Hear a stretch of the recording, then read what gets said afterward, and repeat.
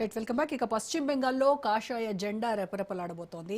దీనికి సంబంధించి మనం మాట్లాడుతున్నాము. సీనియర్ విశ్లేషకులు డాక్టర్ అందే సత్యం గారితో మాట్లాడుతున్నాం.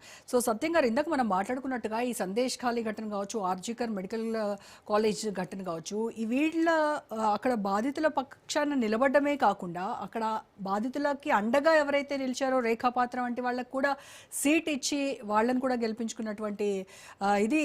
దీంతో ఇట్లా అలా అండగా నిలబడిన వాళ్ళకు కూడా పార్టీ టికెట్ ఇచ్చింది అని అంటే ఇంకాస్త మహిళల నమ్మకాన్ని కూడా వాళ్ళు పెంచుకున్నట్టే అయింది బీజేపీ వాళ్ళు.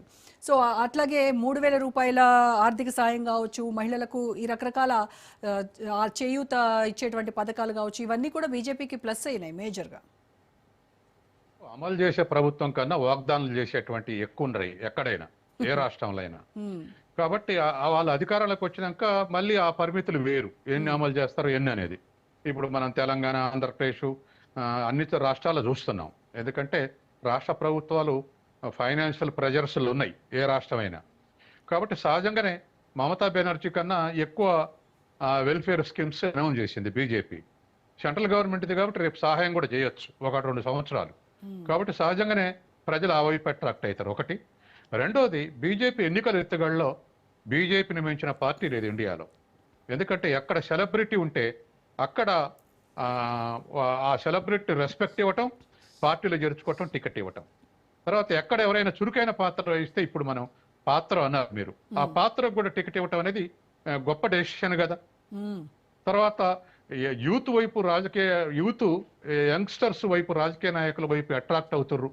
కాబట్టి మనం ఒక యూత్ను కూడా ఎక్స్పోజ్ చేయాలన్నప్పుడు ఆల్ ఇండియా అధ్యక్షుడిగా ఇవాళ నవీన్ ఒక 50 ఏళ్ల కుర్రాన్ని అధ్యక్షుని చేశారు కదా.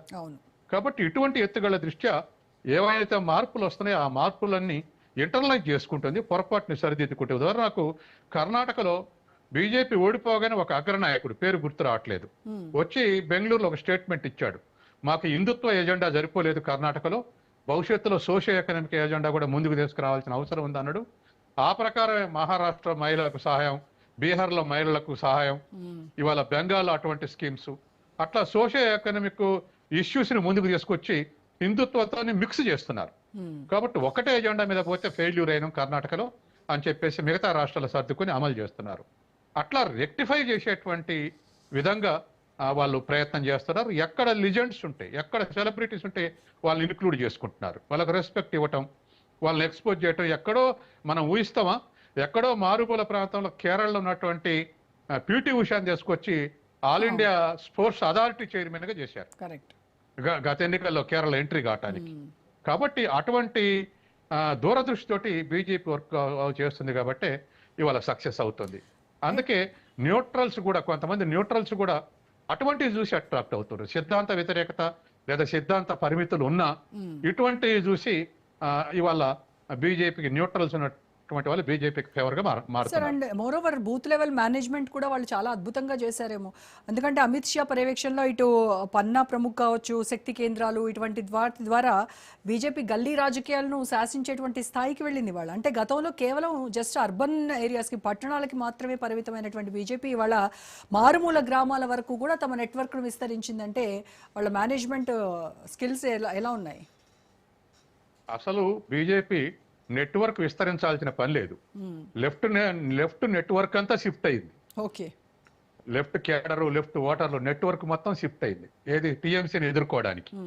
కాబట్టి ఆ నెట్వర్క్ వాళ్ళ బీజేపీ నెట్వర్క్ పనిచేస్తుంది.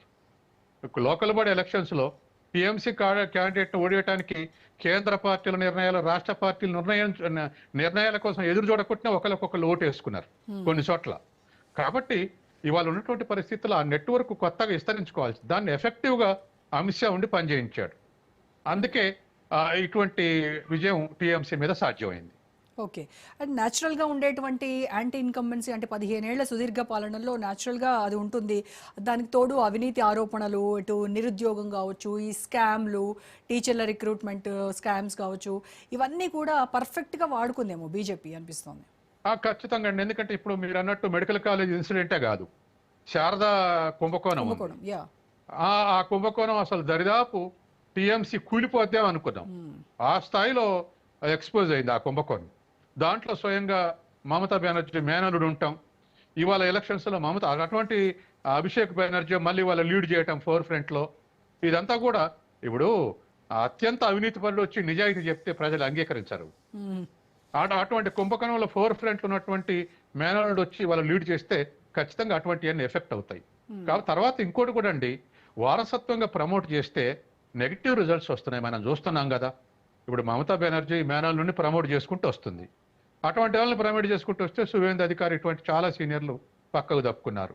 అట్లాగే కరుణానిధి స్టాలిన్ వరకు భరించారు. కానీ ఉదయనిధే రేపు ముఖ్యమంత్రి అంటే మళ్ళీ ప్రమోట్ చేస్తే ప్రజలు నెగిటివ్ రిజల్ట్ వస్తుంది. ఇక్కడ కూడా సెకండ్ తెలంగాణలో కూడా రెండోసారి అధికారంలోకి వచ్చినాక ఆఖరి 2 years దరిదాపు షాడో ముఖ్యమంత్రిగా మన కేటీఆర్ పనిచేసాడు. దాంతో కేసీఆర్ ముఖ్యమంత్రి అని ప్రచారం చేయాల్సి వచ్చింది హరీష్ రావు, కేటీఆర్. ఆయన ప్రజలు నమ్మలేదు. కేసీఆర్ గెలిచిన ఏడాదే తర్వాత కేటీఆర్ అవుతాడు అనుకున్నారు. అంటే ప్రమోట్ చేస్తూ ఉంటే తండ్రులను అంగీకరించడం మళ్ళీ కొడుకులను కూడా అంగీకరిస్తున్నటువంటి గ్యారంటీ లేదు. అట్లాగే ఇక్కడే కాదు, కేరళ కూడా విజయన్ పెద్ద పోరాట యోధుడు, కానీ ఆయన మేనల్లుడు తర్వాత ఆయన అల్లుడు స్వయంగా ఎదిగినప్పటికీ అటువంటి అనుమానాలు కూడా న్యూట్రల్ ఓటర్స్ లో వస్తాయి. వాళ్ళ చుట్టే బంగారు దిగుమతి కుంభకోణం ఇంకా ఇటువంటి ఆరోపణలు రావటంతో మనం ఇవాళ త్రూఅవుట్ ఇండియా చూస్తే ఇట్లా ప్రమోట్ చేస్తే నెగిటివ్ రిజల్ట్స్ వస్తున్నాయి. అందుకని అది జాగ్రత్తగా సబ్స్టిట్యూట్ చేయాల్సిన. అంటే మెల్లమెల్లగా ఈ కుటుంబ పాలన పైన ప్రజలు తిరుగుబాటుకు సిద్ధమవుతున్నారు అనేది అయితే అర్థమవుతోంది. ఎందుకంటే ఈ మార్పు కూడా మంచిదేనేమో. ఎందుకంటే అధికారం నెత్తికెక్కి తామే సర్వస్వం, మేము చెప్పిందే వేదం అనుకునేటువంటి వాళ్ళందరికీ ప్రజలు గట్టిగానే బుద్ధి చెప్తా ఉన్నారు. క్షేత్రస్థాయిలో వాస్తవాలు వేరేలా ఉంటాయి. ఆ వాస్తవాల్ని తెలుసుకోకుండా అవి జీర్ణించుకోలేనటువంటి ఏ పార్టీ అయినా సరే ఇలాంటి ఫలితాలు ఎదురవుతాయి అని చరిత్ర చెప్తోంది. ఇప్పుడు మళ్ళీ వర్తమానం కూడా అదే చెప్పింది. మీరొక్క మాట రాంగ్ మాట్లాడరు. తెలుసు ప్రజలు వీళ్ళు తెలుసుకునే లోపల తెలుసు వాళ్ళకు, పరిపాలించే వాళ్ళకు తెలిసి కూడా మేము కష్టపడి తెచ్చినటువంటి వారసత్వాన్ని మేము వదులుకోవద్దు అనుకుంటారు. మరొకరికి అప్పగించడం ఎంత అనుకుంటారు. కాబట్టి పక్కనున్న వాళ్ళందరినీ అనుమానిస్తారు. దానికి భిన్నంగా జవాబు చెప్తే పక్కనున్న వాళ్ళందరినీ అనుమానిస్తారు. అధికారానికి ఉన్నటువంటి వీక్నెస్ అది. మనం ఉంటే కూడా అటువంటి దానికి అలవాటు ఎవరమైనా. ఎస్, కాబట్టి అది అధికారాన్ని అధికారాలు రావటం ఒక ఎత్తు అయితే నిలబెట్టుకోవటం చాలా కష్టం. అందుకని ఆ ఆస్పెక్ట్ లో ఆలోచించాల్సిన అవసరం ఉంది. అట్లా కొంతమంది దూరంగా ఉంచారు. ఇప్పుడు జ్యోతి బోస్ ఉన్నాడు, ఆయన కొడుకు చందన్ బోస్ని ఇంత రాజకీయాలకు దూరంగా ఉంచాడు. ఏ ఒక్క చిన్న పదవి కూడా ఇయ్యలేదు. అట్లా చాలా మంది కూడా అట్లా చేసినటువంటి వాళ్ళు ఉన్నారు. ఇవాళ ప్రధానమంత్రి మోడీకి అదే అడ్వాంటేజ్. కుటుంబ సభ్యులను ప్రమోట్ చేసేందుకు ఆయనకు అవకాశం లేదు. కాబట్టి సహజంగానే అనేక ఆరోపణలు, కుటుంబం మీద వచ్చేటువంటి ఆరోపణలు అనేటువంటి వాటిని పక్కకు తప్పించుకుని విజయం సాధించేటువంటి అవకాశాలు ఏర్పడతాయి. సరే, ఇప్పుడు బీజేపీ కూడా వెస్ట్ బెంగాల్ వాళ్ళకు ఒక హామీ ఇచ్చారు. తాము అధికారంలో కనుక వస్తే 3D policy, detect, delete, deport.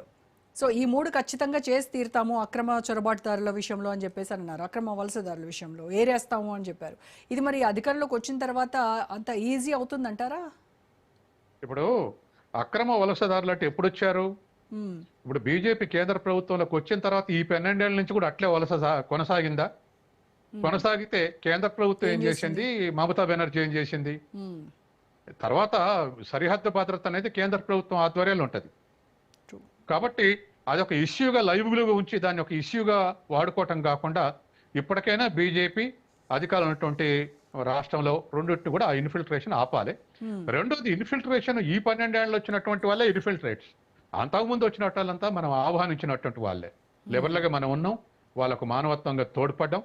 తర్వాత మిత్ర ప్రభుత్వం ఉంది అక్కడ బంగ్లాదేశ్లో, ఇప్పుడు శత్రు ప్రభుత్వం వచ్చింది. కానీ కాబట్టి అటువంటి పరిస్థితులు ఇప్పుడు లేవు. కాబట్టి ఖచ్చితంగా వాటిని కలుపు చేయాల్సినటువంటి అవసరం ఉంది. ఏ దేశమైనా ఏ దేశానికి రానివ్వట్లేదు. వాళ్ళ అమెరికా కూడా అదే స్థితిలో ఉంది.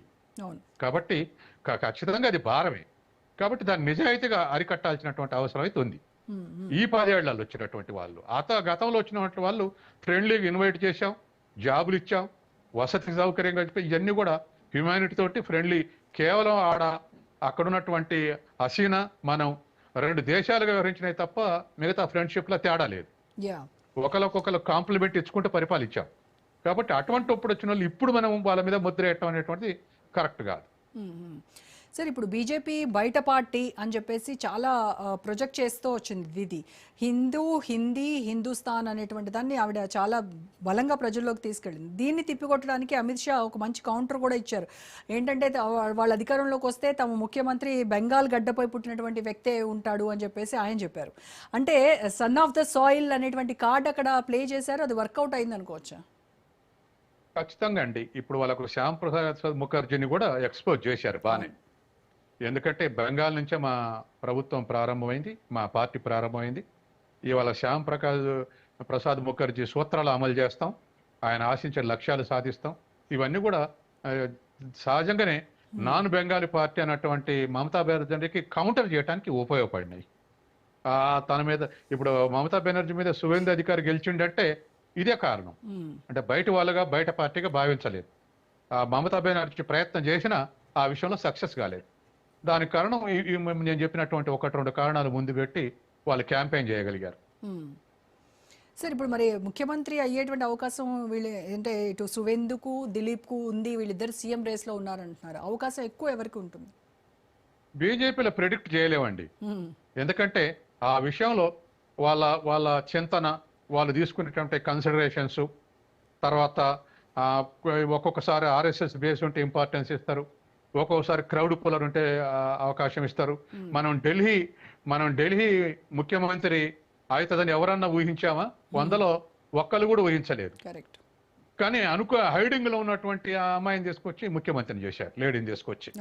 కాబట్టి రేపు బెంగాల్లో ఈ క్యాస్ట్ కాంబినేషన్స్, తర్వాత ఇతర కాంబినేషన్స్ అన్ని కూడా పరిశీలనకు తీసుకొని మరి తర్వాత రిలీజియస్, తర్వాత బెంగాలీస్, అనేకమైనటువంటి ఈక్వేషన్స్ ఉంటాయి. కాబట్టి సువేంద్ర అధికారి అనేది మన ఇంప్రెషన్. ఎందుకంటే మమత మీద గతంలో గెలిచాడు, ఇప్పుడు గెలిచాడు, తర్వాత ముందుండి పోరాడుతాడు. కాబట్టి ఫస్ట్ ప్రిఫరెన్స్